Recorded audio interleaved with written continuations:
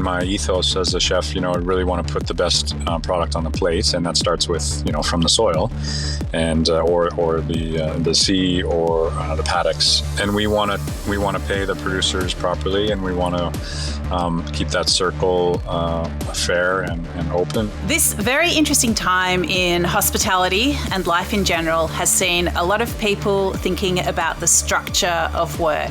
How does work and life fit together? And in hospitality, that is an especially delicious conundrum. Our guest today is Chef Ben Ing. He was once head chef at Noma, but we now find him south of Perth at Busselton, where he is running Alberta's. Ben, welcome to Dirty Linen. Thank you for having me, Dani. Tell us a little bit about Alberta's and what you're doing there. Well, it's a small space in Busselton. It's 32 seats, and we opened 5 months ago. My partner and I did the build ourselves. Well, not physically, but we organized it, and that was sort of new for us. So we organized the build and the carpentry and all the trades, and it was about a 9-month build, but finally got open, and we are doing mornings at the moment. We're doing 4 hours of service, 8 a.m. to 12 for 4 days, and it's a chalkboard menu, and it's it's quite seasonal. So it's a lot of think about the menu during the week and order stuff in and talk to producers and growers, and then come up with a few dishes.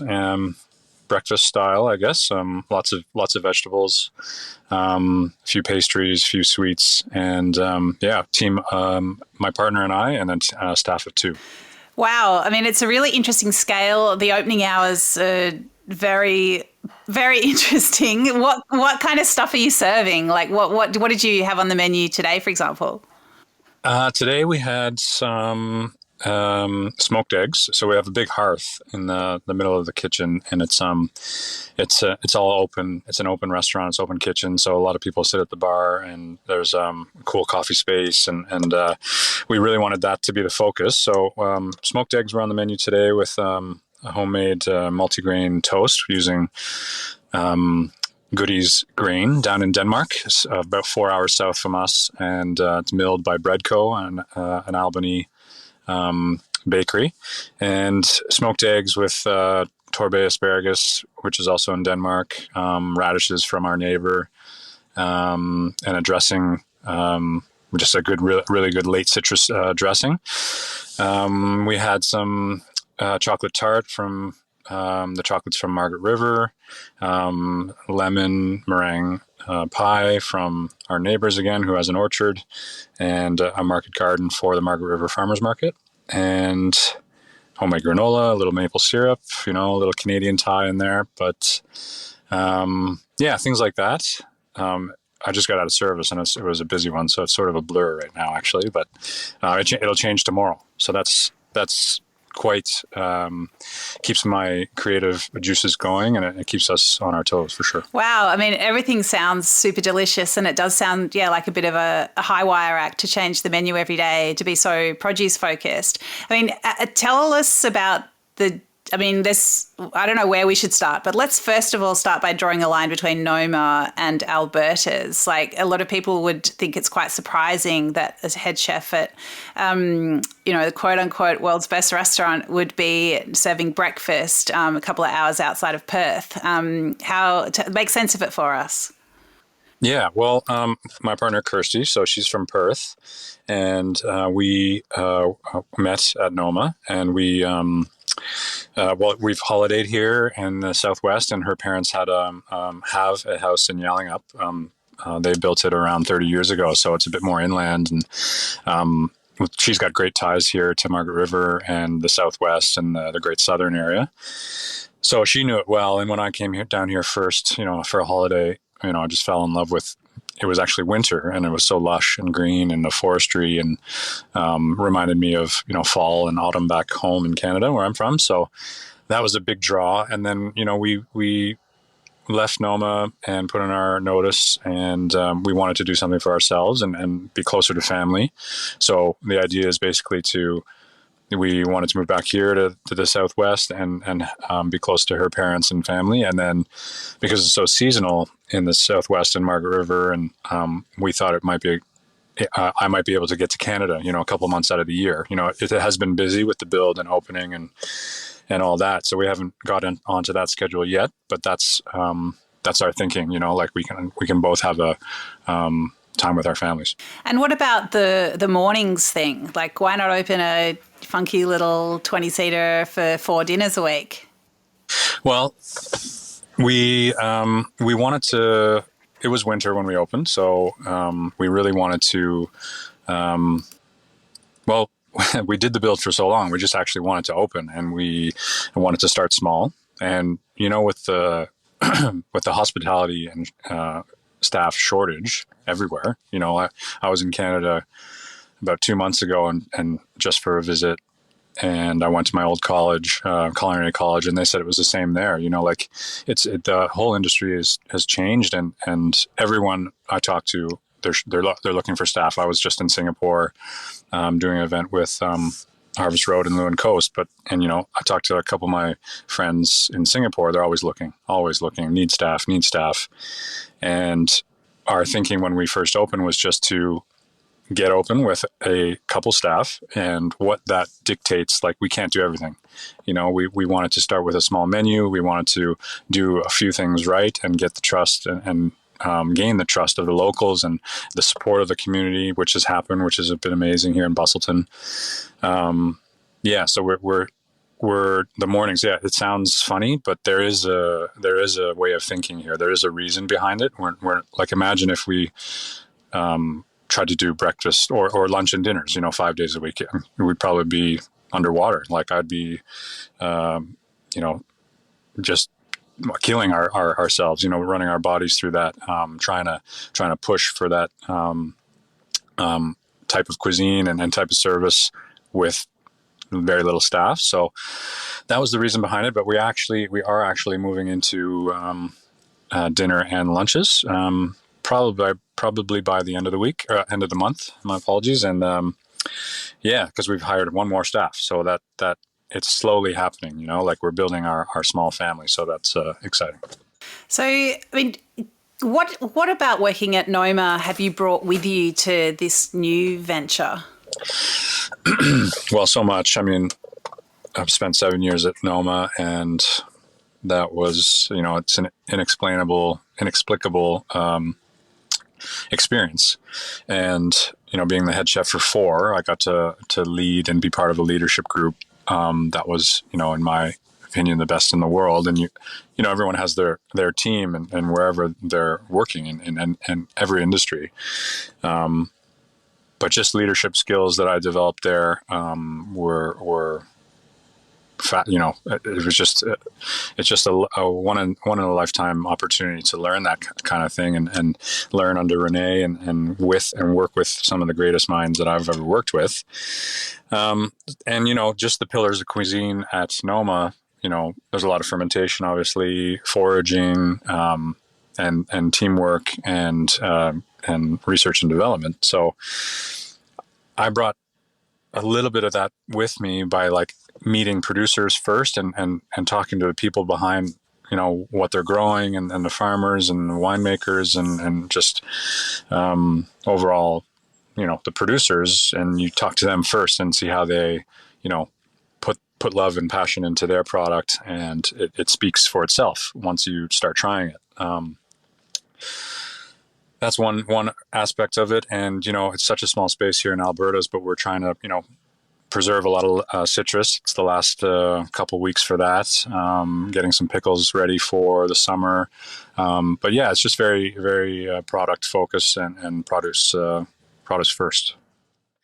And what about life balance? I mean, was that a focus at Noma? I mean, were there sort of lines drawn and just that way of making work fit into your life and vice versa?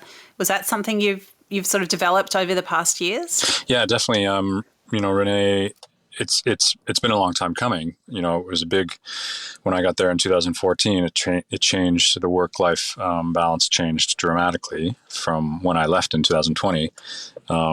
and I can only imagine it now when with Kenneth, my predecessor, replacing me. So, but yeah, like it was tough for me because I was coming from, because I always loved to be working and pushing and getting things done. And it was tough to let go because I was part of that 2000, getting there at 2014 and working so much. And it was just really tough to change the system, which, obviously it is, but Renee was pushing for it, and we made small changes every year pretty much. And now I'm realizing that, we need to do that here because it's such a small team. And like, I work so much because I want everything to be perfect and put my, blood, sweat, and tears into the business. But in the back of my mind, I know each decision that we're making, Kirsty and I, are for the better and getting back on track towards our work-life balance and getting back to having time for our mental and physical health. Because, I find it really interesting because so many people would go to Noma from other countries and they would see it as, they'll be here for, X amount of time, and it'll be their Noma period where they'll just want to soak up as much as they possibly can. And I feel like if I was going there, I would want to work all the hours and just do all the things and just concentrate it. But then, how do you sort of balance that intense desire to make the most of an experience with this sort of, I guess, philosophy that things should be a little bit more balanced? Yeah, it's, I get what you're saying. Like, okay, I'm going there as a chef and I want to just, put 110% into it, put 110% effort into my experience there to get what I put into it, right? I get out of, what's the saying? Get out what you put in. So, but you can't, you can't work 20 hours a day, and the body just starts, and the mind specifically really gets tired, and you make poor decisions and you make mistakes, and you, as a leader, potentially can lose your temper, and you can react in a way that isn't the right way, and then whereas when you're focused and maybe you're working 12 to 14 hours, which is common in our industry, and it is long, but when you have that, when you're sleeping properly, when you're able to get up and eat breakfast and potentially go for a walk or just get outside before coming to work instead of just waking up and going and brushing your teeth and sleeping in your work clothes, and not saying that's happening, but it's just like an exaggeration. You realize it pretty quickly because it's intense even when that work-life balance is happening. At Noma in the later years, it was really, really well balanced, but we're still working a lot, and really pushing. And when you're at work, we expect as the leadership group, and when I was a part of it, for everyone to be 100% focused. And it's intense, and we expect high standards, and we're direct, and it's not militant by any means, but it's Renee and the test kitchen, they have a specific menu that we need to execute, and everyone needs to be firing on all cylinders to execute that. And if you had very little sleep, and you're sort of overwhelmed by work, and you want to do everything, it just doesn't happen like that. Yeah, that really makes sense. I guess, soaking up an experience and making the most of it, and that's in that way could make for a really toxic environment if people are really stretched and underslept. And I guess that's not going to be the rich learning experience that you hope for, or it's going to be a very mixed experience. So what actually was the structure at Noma in terms of working hours and days off by the time you left, I mean? By the time we left, so we were doing... pretty sure it was Tuesday to Friday dinners. So we would have our seasonal menus, and just say right now it is actually the game season in Copenhagen. So I'm pretty sure it's the same, but I'm not sure. So when I left, it was Tuesday to Friday dinners. So you would get there. We would have a call time for chefs at 10 o'clock in the morning, and yeah, we had staff breakfast at 11:30, and we'd prep, and then we'd have, I believe, staff dinner was at 3:30 or 4, and then 5:30 guests would start arriving, and last seating was, I believe, 8:30. So that worked out great because of that 10 o'clock start, and a lot of chefs really try and be there a little bit earlier, just so they're not just rushed at 10 o'clock and it's so busy. They like to get there and have a little coffee, but that's fine. But I took that time to either train or do yoga with Kirst, and we had a small group who did that together. And then on Saturdays we did lunch.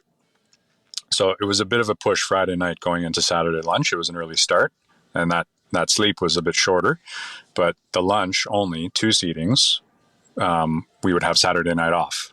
So Saturday night off, Sunday off, Monday off, and then back on Tuesday. So that was a really popular schedule for the whole group at Noma, and we all voted on it and picked our preferred time slots, because we, as the management group in the kitchen, we would try and schedule somebody off on the Saturday, and that would mean that they could have a 3-day weekend every, say, month or so, depending on the section rotation and the roster. And when I was my turn on the management team, we would, Kirsty and I would take a long weekend to Paris, or it's such easy. There's such easy flights over in Europe, obviously, a bit different to here in Australia. It's so vast, but yeah, people would just, we'd schedule those 3-day weekends, and they'd come back pretty refreshed in my eyes. Yeah, that sounds pretty great, like a really, really nice rhythm. I mean, in Australia, you've been open for a while now and planning to scale up. Just in terms of how much you think the market will stand in terms of charging for meals, how do you feel? Do you think there'll be other challenges in terms of maintaining a weekly rhythm that suits you in all ways? Well, in regards to price, I think we have a strong price points, and that meaning it's we're using the best quality ingredients we can get our hands on, and we won't. We really pride ourselves on that, and we really want to. In my ethos as a chef, I really want to put the best product on the plate, and that starts with from the soil, and or the sea or the paddocks. And we want to pay the producers properly, and we want to keep that circle fair and open. And yeah, the price points, everything's going up. It's been a bit crazy. And but the thing is, with our small menu and breakfast menu and opening during the winter, and having the locals come and support us, we're able to have conversations with them as it's an open kitchen. And we've got guests who come 2-3 times a week, either for coffee 2 times out of 3, and then a meal for the last. But we really took that time to build those relationships and really get to know the community, and we're super open with how we're going forward and our staffing, and they apart from our accounting numbers, they know us and the staff and the business like it was their own. So that was the plan, to really, really build that relationship. And they know that we're going to try and, we're not just using X product from X producer or veg supplier.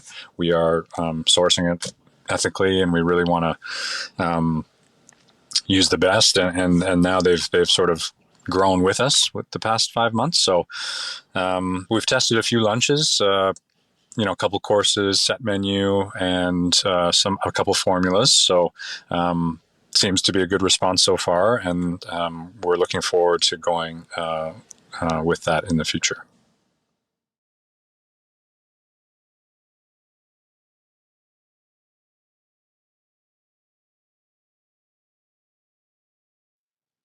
Well, it's actually kind of similar because we had, even at the old Noma, before we changed locations to the Noma 2.0, we, the service was, chefs would serve a lot, and that's pretty common nowadays. But you build a lot of relationships through that, and like at the new space where Noma moved to in 2018, it was even more open, and we would have regulars, and we would build relationships with them. So I guess obviously on a larger scale, and I wouldn't know everyone there, but I also don't know everyone here, but I make a conscious effort.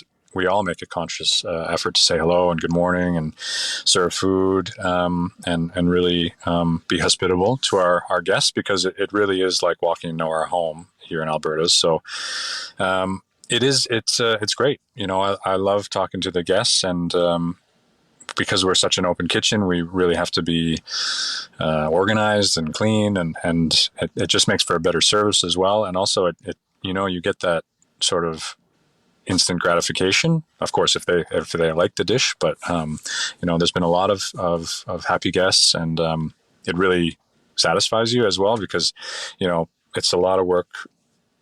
Just running a business as it's our first venture as well. So we're out of our comfort zone, growing, and it's just really, really nice to see happy people and happy guests. So,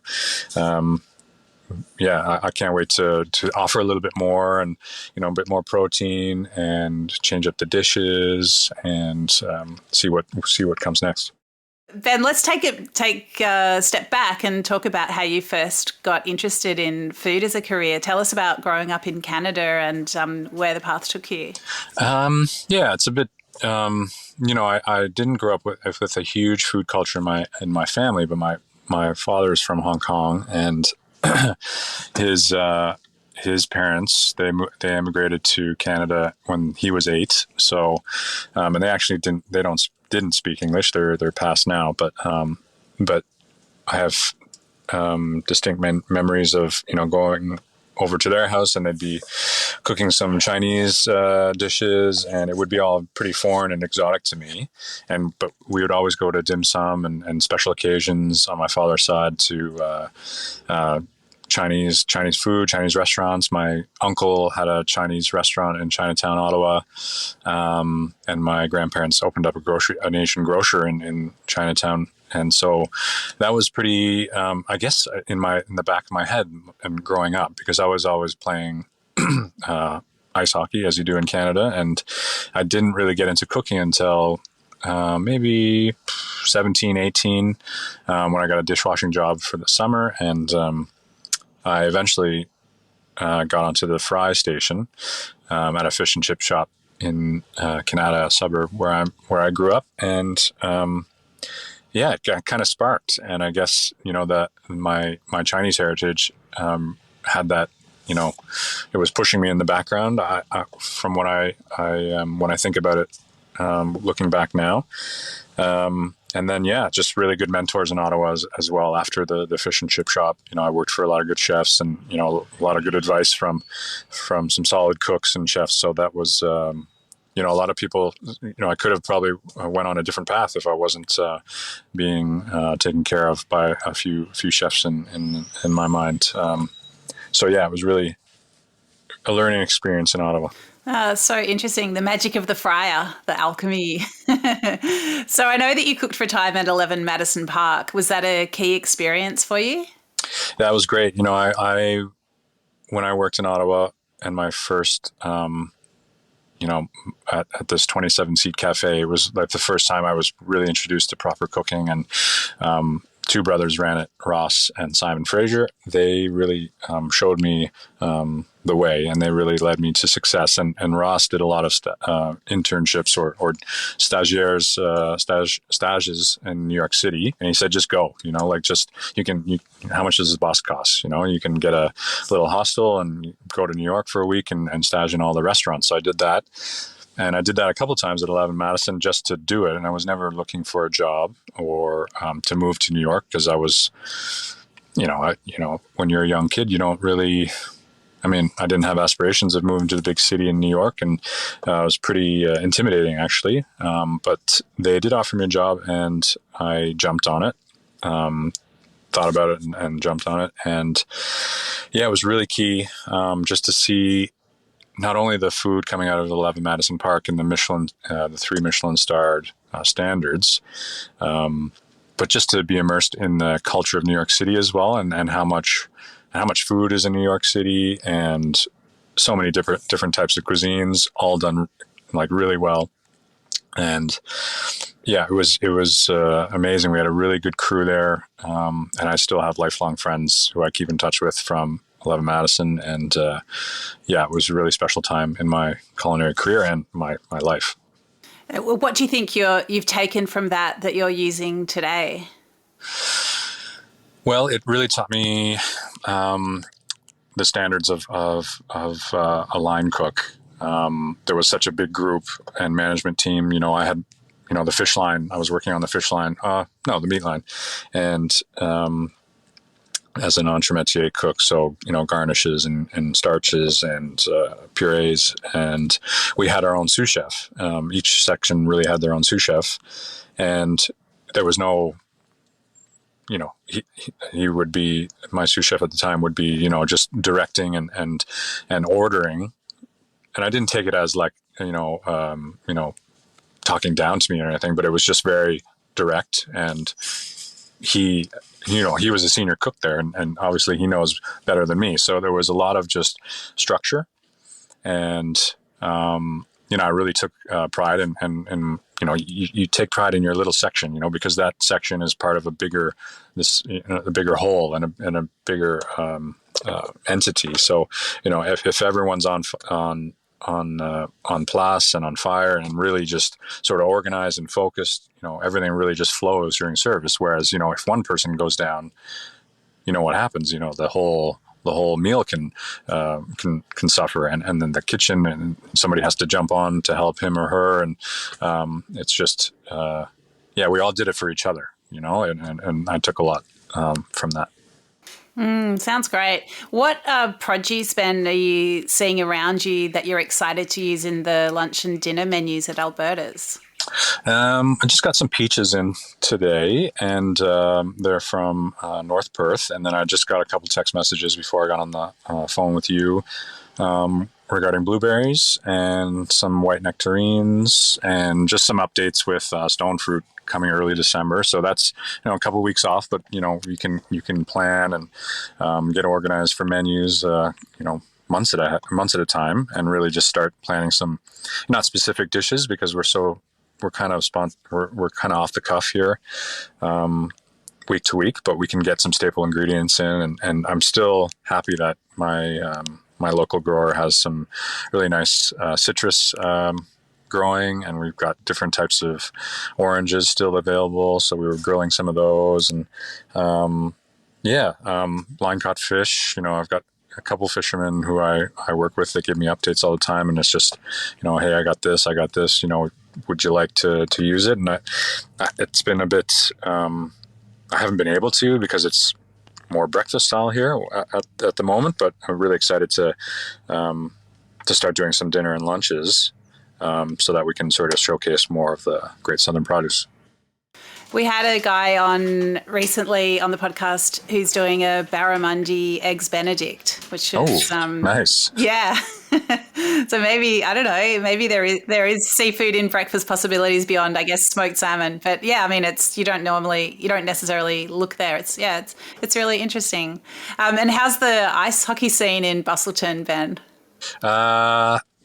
It's, it's funny. I was approached like maybe the first or second week I got into the Southwest, that there's actually a roller hockey scene down here, and no ice. It's a little too warm for that, but there's a roller hockey, and it apparently gets quite intense. But so I'm going to have to stay away, because I know my temper on the ice or in the rink gets a little out of hand. Yep. Need all 4 limbs for the kitchen. Yeah, exactly. Great. Well, it's so exciting to chat to you and to hear about what you're up to now and also what you're planning. What should we expect when we get to Alberta's over the months and years to come? Well, we're excited to start with Friday night dinner and a couple lunches on the weekend, and expect a lot of stuff from the grill and a lot of stuff from the hearth. We're smoking with strawberry gum and eucalypt today. From our test lunches, we did a really great pasture raised chicken and poultry. I'm just really excited to offer more of expand the menu a little bit and use some of the preserves from the winter, and offer something that some people might not be accustomed to here in Busselton. Not to say that we're going out and doing anything too crazy, but hopefully our venue can provide something, a point of difference with the grill and the relationships that Kirsty brings in the front of house, and then the open kitchen and just a warmth to our venue that some people may not have experienced before. So we're looking forward to welcoming new guests for sure. Well, really appreciate your time in talking us through it, Ben. It's fantastic to hear about it. I look forward to getting down there before too long, I hope. Yeah, you're always welcome, and thank you so much for having me on today. Thank you. Great to have a chat. Cheers. This is Dirty Linen, and I'm Dani Valent. We air the issues that the hospitality industry finds hard to talk about, hearing from different people with unique perspectives. We want to hear from you as well. If you have something that needs to be said about a topic, get in touch so we can include your perspective.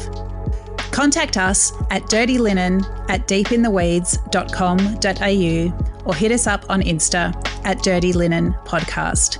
We can't wait to hear from you. This